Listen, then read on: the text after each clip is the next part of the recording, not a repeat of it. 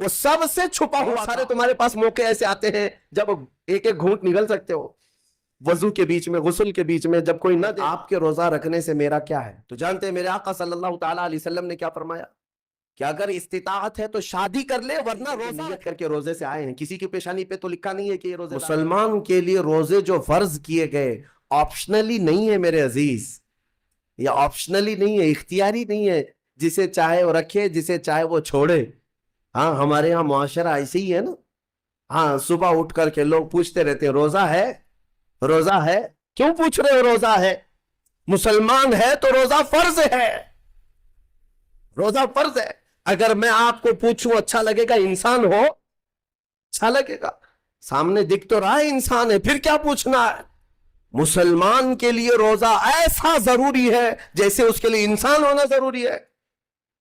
وہ روزے چھوڑتا کیوں؟ ہاں چند ہی چیزیں ہیں جہاں تخفیف دی گئی ہے شریعت میں، وہ سفر ہے یا مرض ہے، ایسا مرض کہ جس سے وہ نہیں برداشت کر پاتا، اس میں اللہ تعالیٰ نے اسے چھوٹ دی ہے، رخصت دی ہے، یا حاملہ عورت ہے، یا دودھ پلانے والی عورت ہے، یا پھر اب بہت سارے لوگ ایسے ہیں جو ہٹے کٹے ہیں، تندرست ہیں، توانا ہیں، روزے چھوڑے ہوئے ہیں۔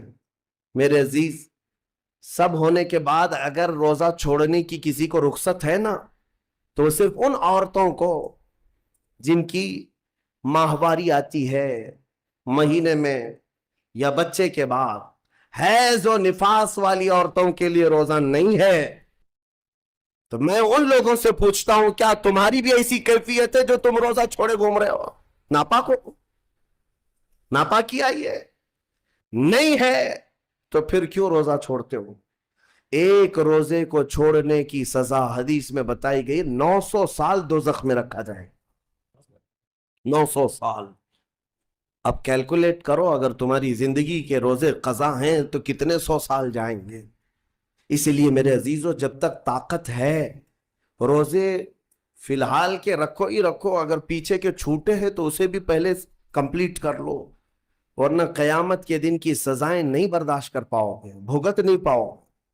یہ ہم جو بار بار کہتے ہیں آپ کے روزہ رکھنے سے میرا کیا ہے، ہم تنبیہ صرف اس لیے کرتے ہیں کہ قیامت کے دن اللہ تعالیٰ کے عذاب میں گرفتار نہ ہو جاؤ، عذاب میں گرفتار نہ ہو جاؤ۔ اور ہمارے بزرگوں نے ہمیں تعلیم دی ہے کہ اللہ تعالیٰ جب 11 مہینے کھلاتا پلاتا ہے، اور وہی مولا 1 مہینہ اگر حکم دے، تو یہ کس قدر بندے کی ناانصافی ہے کہ اپنے مولا کے حکم کو پیٹ پیچھے ڈالتا ہے اور پھر کھاتا پیتا رہتا ہے۔ کیا اسے اپنے رحمان کی رضا کی اتنی بھی فکر نہیں ہے کہ یہ میرے مولا کی رضا ہے روزہ؟ اسی لیے تو اس مولا نے فرمایا روزہ میرے لیے ہے اور اس کی جزا کچھ نہیں، میں خود بندے کا ہو جاؤں گا۔ الصوم لی وانا اجزا بہ، اور ایک حدیث میں اجزی بھی پڑھا گیا، یعنی روزہ میرے لیے ہے اور میں ہی اس کی جزا ہوں، میں ہی اس کی جزا ہوں۔ مطلب یہ ہے کہ دوسرے اعمال کی جزا میں جنت ہے، محلات ہے، الگ الگ ثواب ہے، لیکن روزے کے متعلق مولا نے فرمایا میں خود ہی اس کی جزا ہوں۔ تجھ سے تجھی کو مانگ کر مانگ لی ساری کائنات، جس کا خدا ہو گیا اس کی ساری کائنات۔ میرے عزیزوں، اللہ تبارک و تعالیٰ اگر کسی بندے کا ہے تو پھر اس کے کیا کہنے۔ اچھا، ایک اور اس میں حکمت یہ ہے، روزہ جو رکھا جاتا ہے یہ بندے اور اللہ کے بیچ کا راز ہے، دوسرے کسی کو پتا نہیں۔ میرا روزہ آپ کو نہیں معلوم، آپ کا روزہ مجھے نہیں معلوم۔ چہرہ دیکھ کر کے کچھ بھی کہا جا سکتا ہے، ہاں چہرہ دیکھ کر کسی کا روزہ پتا چلے گا۔ آپ کل سحری کر کے نیت کر کے روزے سے آئے ہیں، کسی کی پیشانی پہ تو لکھا نہیں ہے کہ یہ روزے دار ہے، آپ نے کہا ہم نے مان لیا، لیکن حقیقت کیا ہے یہ تم جانو گے، اللہ ہی جانے۔ بہت سارے تمہارے پاس موقع ایسے آتے ہیں جب ایک ایک گھونٹ نگل سکتے ہو، وضو کے بیچ میں، غسل کے بیچ میں، جب کوئی نہ دیکھ رہا ہو تب چٹکیاں لے کر اندر ڈال سکتے ہو، کوئی نہ دیکھ رہا ہو۔ لیکن بندے اور مولا کے درمیان کا ایک راز ہے روزہ۔ اسی وجہ سے ایک حدیث میں ملتا ہے قیامت کے دن جب ایمان والوں کو جمع کیا جائے گا اور جن کی بخشش ہو جائے گی، تو ان میں ایک جماعت ایسی ہوگی جو जन्नत की तरफ उड़ते हुए जा रहे होंगे और जन्नत में पहुंच जाएंगे, किसी को नजर नहीं आएंगे, बहुत तेजी से वो जन्नत पहुंच चुके होंगे। बाबुर रैयान एक दरवाजा है जो सिर्फ रोजेदारों के लिए, जिनके रोजे अल्लाह की बारगाह में पसंद आ गए, वो दरवाजा सिर्फ उनके लिए, वहां पहुंच चुके होंगे। बहुत सारे अहलुल्लाह, बड़े बड़े मकामात वाले वहां मौजूद होंगे, पूछेंगे तुम कहां से आए, कौन से रास्ते से आए? न वहां नजर आए, न रास्ते में नजर आए, यहां कैसे पहुंचे? तो कहेंगे कि अल्लाह तबारक व तआला ने हमें रोजों की वजह से ये मकाम दिया। रब ताला की तरफ से इरशाद होता है कि इन बंदों ने दुनिया में जो रोजा रखा था वो सबसे छुपा हुआ था, किसी को पता नहीं था रोजा है या नहीं, इसलिए जब मैंने इनके रोजे कबूल किए तो सबसे छुपा कर इन्हें जन्नत की तरफ भेज दिया। वहां पर भी ये जजा दी गई।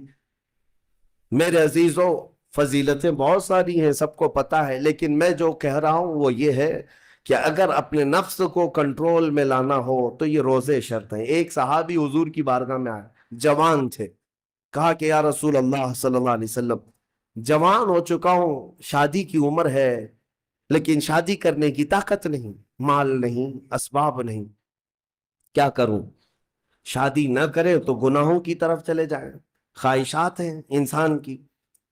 तो जानते हैं मेरे आका सल्लल्लाहु ताला अलैहि वसल्लम ने क्या फरमाया कि अगर इस्तिताअत है तो शादी कर ले, वरना रोजा रख ले।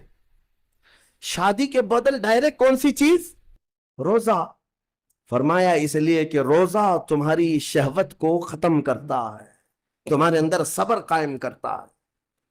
अजीजान गिरामी, हदीस पाक का ये मफहूम मैं आपके सामने रख रहा हूं। तरबियत में मेरे आका ने उन नौजवानों से कहा जिनकी शहवत गालिब है, जो गुनाहों की तरफ ज्यादा जा सकते हैं, उनके लिए फरमाया गया वो रोजा रखें, कंट्रोल में रहेंगे।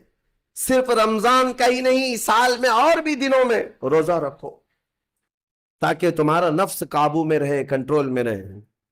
मैं चंद महीने पहले कुछ नौजवानों की कसरत को देख रहा था, जो अपने जिस्म को शेड्यूल बनाने के लिए, मेंटेन करने के लिए डाइट प्लान तैयार कर रहे थे। तो उसमें एक बहुत ही बड़े डॉक्टर हैं जिन्होंने डाइट प्लान दिया, तो उसमें उन्होंने मेंशन किया कि हफ्ते में एक दिन भूखा रहना चाहिए, सुबह से शाम तक। वो नॉन मुस्लिम है।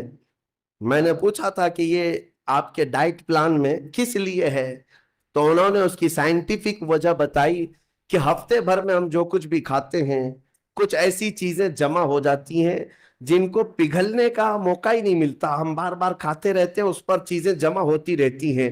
एक दिन हफ्ते में अगर अपने पेट को खाली छोड़ दिया जाए तो फासिद मादे गल करके बाहर निकल जाएंगे और सेहत हमेशा सही रहेगी। ये दुनिया कह रही है। मेरा मौला बगैर हिकमत के कोई चीज तुम पर फर्ज नहीं फरमाता। जिसने हमारे जिस्मों को बनाया, जिसने हमारी रूह को बनाया, वही ज्यादा बेहतर जानता है कि हमारे हक में क्या चीज अच्छी है। इसलिए ए मेरे अजीजों, अब इन नफ्स के खिलाफ जो बातें मैंने अर्ज की हैं, नौजवानों, आज तुम्हारे लिए नहीं, पूरी जिंदगी का सबसे बड़ा चैलेंज है, सबसे बड़ा चैलेंज। जो अपने नफ्स अम्मारा से बच गया वो सही सलामत दुनिया से चला गया, वरना मौत के वक्त बिस्तर पर रूह निकलने से पहले भी नफ्स अम्मारा बहकाता है। ये शैतान का करीबी दोस्त है। ये दोनों की सांठ गांठ है। नफ्स की और शैतान की दोस्ती बहुत गहरी है, बहुत गहरी है। इसीलिए तो शैतान जाता है तो नफ्स